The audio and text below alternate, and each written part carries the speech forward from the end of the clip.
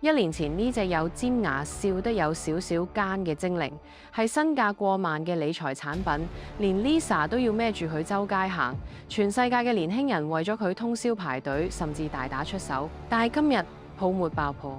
琴日嘅實物變翻做今日一堆無人問津嘅塑膠。大家好，歡迎翻嚟心流研究所，我係阿玲。今集我想同大家拆解下 Pop Mart 係點樣將一隻咁簡單嘅公仔包裝成一個專為年輕人設計嘅合法賭場。而喺呢場賭局入邊，點解莊家永遠都係贏，而你注定要輸得一乾二淨？首先，我哋要搞清楚一個謎題：點解係 Labubu？市面上咁多公仔得肥唔可愛咩 ？Hello Kitty 唔經典咩？點解偏偏係呢隻樣貌有啲古怪，甚至可以話係醜嘅精靈，會令到無數人神魂顛倒呢？ Labubu 嘅創作者，香港出世、荷蘭長大嘅藝術家龍家星曾經講過 Labubu 係一隻精靈。佢雖然個樣好似想咬人，但其實心地好善良。呢樣嘢咧，正正擊中咗當代年輕人嘅審美痛點啦，醜萌 ugly cute。我哋呢一代厭倦咗傳統嗰種太完美嘅可愛 ，Hello Kitty 太乖啦，太冇瑕疵啦。但 Labubu 唔同，佢有獠牙，佢會搗蛋，佢更加似現實生活中嘅我哋。外表可能要張牙舞爪去保護自己，但內心其實渴望被愛。Bugler 就係另外一個醜萌公仔嘅例子。不過單靠設計同共鳴係絕對做唔到幾百億嘅生意。如果 Labubu 係用透明盒裝住，擺喺超級市場貨架任你揀，一隻賣80蚊，我敢寫包單佢嘅銷量至少會跌90%，甚至冇人會炒，令到佢由公仔變成毒品嘅，唔係藝術家嘅不足，而係資本家嘅算計。Pop Mart 最聰明嘅地方係佢哋掌握咗一個商業秘密。人類對於想要嘅嘢其實冇乜太強烈嘅慾望，但係對於未必得到嘅嘢就會發晒狂。我哋先由商業底層邏輯講起。大家有冇去過賭場玩老虎機？你拉下冇獎，拉第2下出2個車厘子爭少少，拉第3下終於中咗個小獎，跌幾十蚊出嚟。請記住呢種感覺。Pop Mart 其實就係一間裝修得好靚、充滿粉紅色泡泡嘅賭場，而每一個盲盒就係一部微型老虎機，一隻 Labubu 盲盒。官方定價可能係幾十蚊、百幾蚊，但係佢哋設計咗一個叫做隱藏款嘅機制，中獎率通常係144%，甚至更低。呢樣嘢喺經濟學上叫做人為稀缺 （artificial scarcity）。你去睇下嗰啲所謂嘅專業玩家或者黃牛。佢哋行入鋪頭動作係好專業嘅，攞上手稱一稱重量，擺喺耳邊搖一搖聽聲，甚至有人帶埋電子磅去。佢哋叫呢啲做摸骨聽聲辨位，呢個係買玩具咩？呢個根本就係賭神上身。你會見到有人一次過買幾十盒，甚至原箱上。佢哋同自己講：我係為咗收藏，我係為咗愛。但係當佢哋拆開見到係雷款，即係最冇人要嘅普通款，嗰陣嗰種失落感同賭輸咗錢係一模一樣。而當佢哋終於抽到隻隱藏款，嗰種狂喜並唔係因為隻公仔好靚，而係因為我贏咗莊家。Pop Mart 將賭博合法化，然後包裝成潮流文化，佢令到年輕人覺得沉迷呢一種賭博係一件好型好 social 嘅事。但係佢哋冇話你知嘅係，一旦熱潮過咗，當 Lisa 唔再掛住佢，你手上面嗰堆就真係變翻做一堆有顏色嘅塑膠垃圾。其實 Pop Mart 並唔係單一例子。如果你細心觀察下我哋身邊嘅街道，你會發現一個好恐怖嘅趨勢。消費同賭博嘅界線已經變得越嚟越模糊。大家有冇玩過公仔機呢？以前嘅機呢，真係講技術、講角度，但係而家已經唔講加晒鐵尺擋板嘅機。啲機呢，全部有塊晶片 set 定好個金額，譬如 set 定咗200蚊，未入夠200蚊之前，隻爪係鬆嘅。就算你對準晒位，佢都會喺半空特登鬆手跌翻落嚟，直到部機食夠錢，隻爪先會突然變緊一次。呢啲叫咩？呢啲叫程式化嘅詐騙，俾你一個憑實力贏嘅錯覺。其實你只係喺度餵緊部老虎機。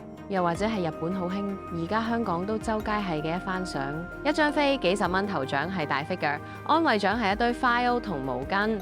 最毒嘅係咩？係佢有個 last one 相，即係買到最後一張飛嘅人可以攞走特別大獎。呢樣就觸發咗心理學上最危險嘅陷阱——沉沒成本謬誤 （sunk cost fallacy）。當你睇住呢套一番相，剩低10張飛，你原本只想買1張。但係你心諗，如果有其他人買咗，咁我咪好蝕。不如我包底啦。結果你為咗一隻公仔，被逼買晒剩低嗰10幾份垃圾文件夾、盲盒、公仔機、一番賞。我稱佢哋為當代年輕人嘅軟性賭博三巨頭。佢哋冇百家樂、21點咁血腥，亦都冇人會覺得你係病態賭徒。但係咧，佢哋用可愛、動漫、潮流做糖衣包裝，一步一步蠶食你嘅理智。當你習慣咗呢一種付費會得到隨機獎勵嘅模式，其實你嘅大腦結構已經被訓練成一個標準嘅賭徒。講到呢度咧，可能你會話：我知係賭博，但係我控制唔到自己隻手啊！我真係好想抽。唔使自責，只係你個大腦一早就俾黑客入侵咗。喺呢度，我要引入一本好重要嘅書，叫做《不可抗拒：為何我們對科技上癮》（Irresistible）。作者係心理學家 Adam Alter。書裡面提到一個經典實驗——絲金納箱 （Skinner Box）。心理學家 Skinner 將一隻老鼠放入個箱入邊，裏邊有個按鈕，如果係固定獎勵，撳一下跌一粒糖。老鼠食飽咗就唔會再撳，但係如果將機制改成間歇性變動獎勵，撳一下未必有糖，有時撳10下都冇，有時撳1下跌3粒，完全隨機冇路捉。大家估下隻老鼠會點？呢隻老鼠會發咗癲咁不停撳不停撳，甚至廢寢忘餐，就算冇糖出都繼續撳，直到力竭而亡。點解？因為大腦最渴望嘅唔係得到獎勵，而係預期獎勵。嗰種可能下一次就中大獎嘅未知感，會令多巴胺分泌飆升到極致。嗱，布布就係你個箱入邊嗰粒糖。當你搖個盒，聽聲變位估重量嘅時候，你嘅多巴胺已經到頂。當你拆開發現唔係隱藏款，呢個叫做近得失 （near miss）。你個腦唔會覺得我輸咗，你個腦會覺得哎呀爭少少咋，下一盒一定中。呢個就係成癮嘅源頭。Pop Mart 賣嘅唔係快樂，佢賣嘅係焦慮同埋解除焦慮嘅瞬間。佢利用咗人類大腦對不確定性嘅原始渴望，將你鎖死喺呢個絲金納箱入邊。你以為你係收藏家，其實喺莊家眼中，我哋同嗰隻老鼠分別唔大。撇除商業同心理機制，我哋再推深一層去諗，點解係啦，Bubu？點解係呢1-2年？點解我哋呢代年輕人會咁需要呢啲公仔嚟填補生活？社會學大師齊格蒙鮑曼 （Zygmunt Bauman） 有一個好出名嘅概念，叫做液態現代性 （Liquid Modernity）。佢形容我哋身處嘅時代，一切都係流動嘅、唔確定嘅，工作唔穩定，關係唔長久，買樓無望。我哋捉唔住任何實質嘅安全感。喺呢種不安之中，消費變成咗唯一可以令我哋覺得自己仲存在嘅方式。我哋買 Labubu 唔係因為真係覺得佢靚到可以做全家之寶，而係因為佢提供咗一種即食嘅滿足感同埋社交貨幣。打開 IG， 當你抽到隱藏款 po 上去，你得到朋友嘅 like， 你得到陌生人嘅羨慕，嗰一刻你覺得自己被看見、被肯定，你覺得自己屬於擁有 Labubu 嘅特權階級。呢個係一種群體性嘅孤獨，亦都係一種空心病。Labubu 嗰排尖牙似笑非笑，其實好似喺度嘲笑緊我哋。我哋內心有個填唔滿嘅黑洞，於是頻頻撲撲去買一紮塑膠翻嚟塞住佢。Lisa 帶貨只係一條導火線，真正嘅火藥係我哋呢個時代無處安放嘅焦慮同孤獨。我哋以為買翻嚟嘅係陪伴，但其實我哋只係用錢去買一瞬間嘅存在感。最近 Labubu 嘅價格開始插水式下跌，黃牛開始散水，曾經炒到天價嘅大隱藏，而家冇人接盤。好多人話係泡沫爆破，好多人話係熱潮減退。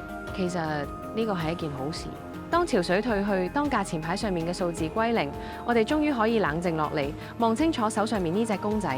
如果你真係中意佢嘅設計，欣賞農家星筆下嗰種精靈嘅環皮，就算佢一文不值，你都會繼續愛佢，繼續擺佢喺書枱頭。呢啲先叫收藏。但如果你只係為咗跟風、為咗炒賣、為咗嗰一下多巴胺，咁當佢冇咗價錢，佢就真係只係一嚿膠嚟。真正嘅快樂唔需要靠抽獎嚟決定，真正嘅自我價值亦都唔需要靠一隻公仔嚟證明。下次當你想買 full set 或者原箱相之前，不妨停一停，問下自己，你係想買呢隻公仔，定係想買走嗰份孤獨？呢度係心流研究所，我係阿玲，希望大家都可以跳出嗰個絲金納箱，揾翻真正屬於你嘅多巴胺。如果你有朋友最近沉迷盲盒或者一番賞，不如分享呢條片俾佢，可能你會救翻佢個荷包。如果中意我哋嘅內容，歡迎訂閱我哋，我哋下集再見。